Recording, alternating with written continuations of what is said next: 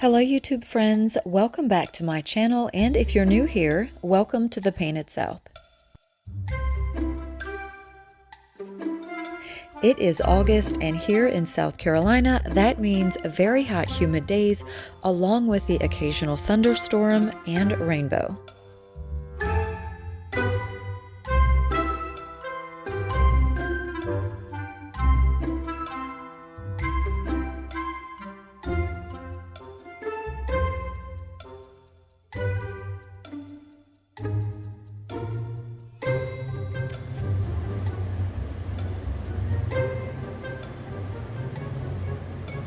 So I've been working on small projects in the kitchen, and I mentioned in my last video that we have an island being delivered on the 16th, so I am so looking forward to having that here and in place. The smaller island that I had found on Marketplace will become a craft table or a potting stand. I did end up painting the kitchen again for the third time. The gray-green wasn't working for me, so I ended up painting it with some leftover paint that I had from the guest room, and that color is Dakota Trail by Valspar.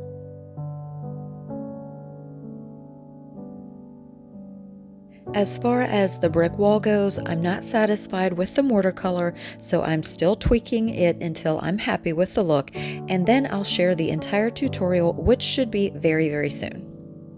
Over the sink, we had a wide open space between two cabinets, and the cabinet on the far right just seemed oddly out of place, sort of over there by itself.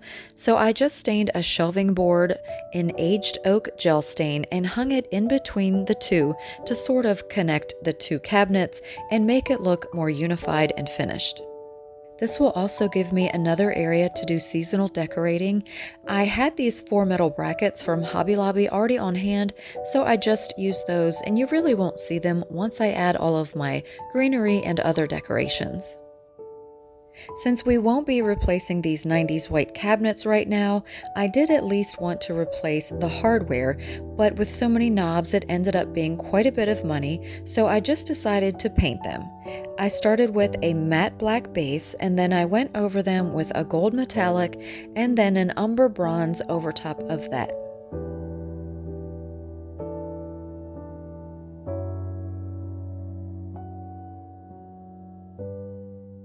The inspiration for this finish came from a large drawer pull that I already had on hand that I had purchased a while back, and if I wanted them to match exactly to the drawer pull, all I would have to do would be add a glossy finish, but I wanted them to be a matte finish, so I may end up spraying the large drawer pull in a matte top coat to tone it down to match the knobs.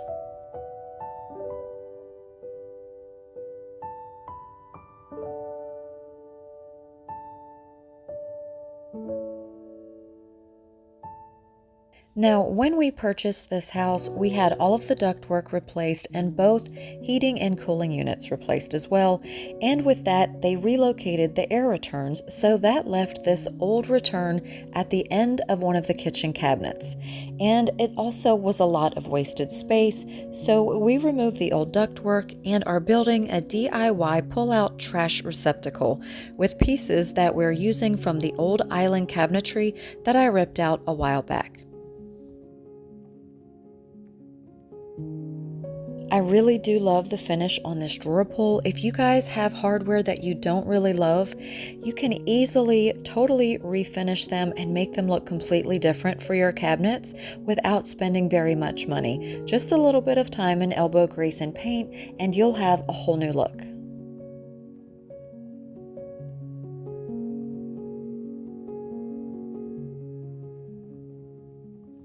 I purchased these 2 metal wall decor rods with hooks from Hobby Lobby, and I decided that I would remove the hooks and add mini curtain rings to hang stationary panels on either side of the bay window, just to add a little texture and softness to the space since we really don't need them for privacy.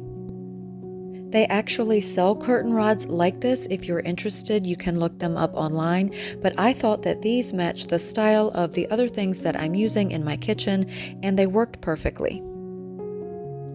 With fall fast approaching, I decided to go ahead and take down all of the guest room decor that I had up for spring and summer and get the room ready to start decorating in September for autumn.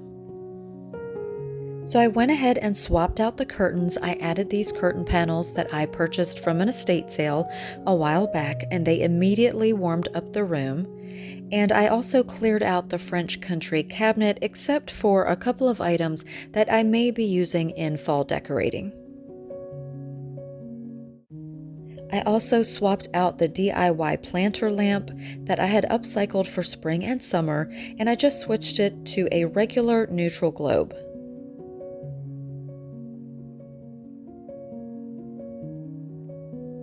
I love the neutral background of these curtains, but I also love all of the rich traditional colors, and I'm going to be pulling out some of those rusty reds, but there are so many other colors that you could work with on these curtains.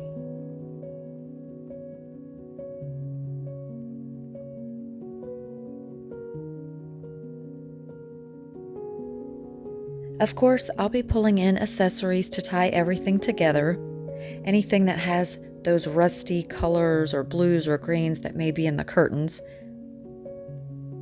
I also have these rust chenille pillow covers that are perfect to pull that color from the fabric of the curtains as well.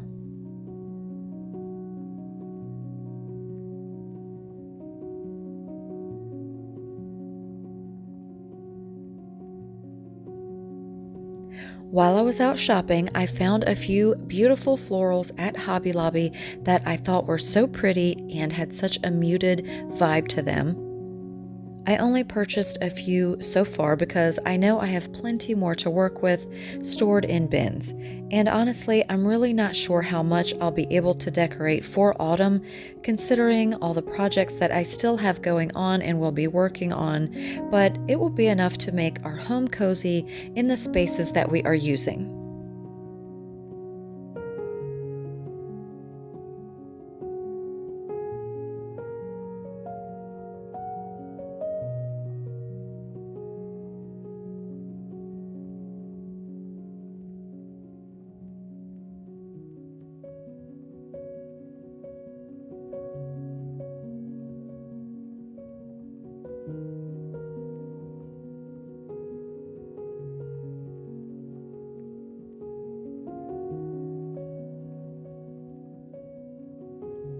I scored again in the Hobby Lobby clearance aisles. They had crackled blue vessels that were marked down from $49.99 to $12.49, and I couldn't believe it. I was so excited that I actually found a pair because sometimes there'll only be one left and sometimes that one is broken. So I was excited to find a pair, and I love this shade of blue. It reminds me of a French blue, and I think it will work well with all of the seasons of the year and in a lot of the artwork that I have in the water and the skies in those paintings.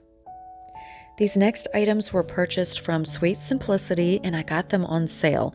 Now I have seen similar vases at Michael's and some other stores. I love blue and white, but I sold most of my collection when we moved last year. I did keep a few that had the softer, more vintage blue look like these pieces. I love these smaller sizes. They are perfect to sit on my kitchen windowsill. The blues are very different, but I love that they all have a worn finish and I can use them in the same room but not directly beside each other. Next, from a consignment store, I found this large basket for $12. And I also found 4 wooden posts at $5 each. I always grab wood pieces that I can use in DIY projects, and I thought these could be used as legs on a stool or to add height to a sofa or a dresser, or even as a decorative finial. If you've been watching my channel for a while, you know I love sconces, and I actually have a matching tall candlestick, so I grabbed these 2 metal wall candle sconces. They are fairly tall and narrow, so they'll be great to use on either side of a mirror or a doorway or other narrow space.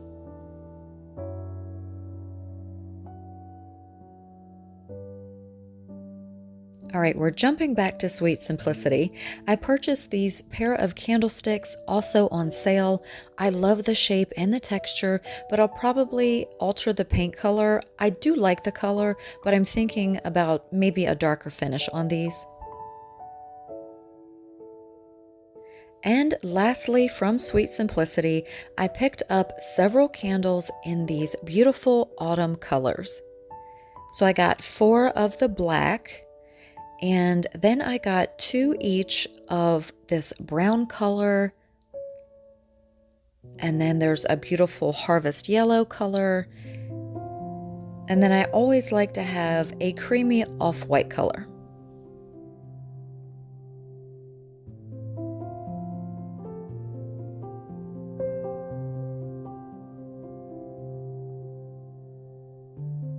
Thank you so much for stopping by and spending some time with me today. I hope you enjoyed this video, and I'm hoping to have the brick wall tutorial up next if I ever get the mortar color to where I want it to be, and it's not quite there yet, so to be continued.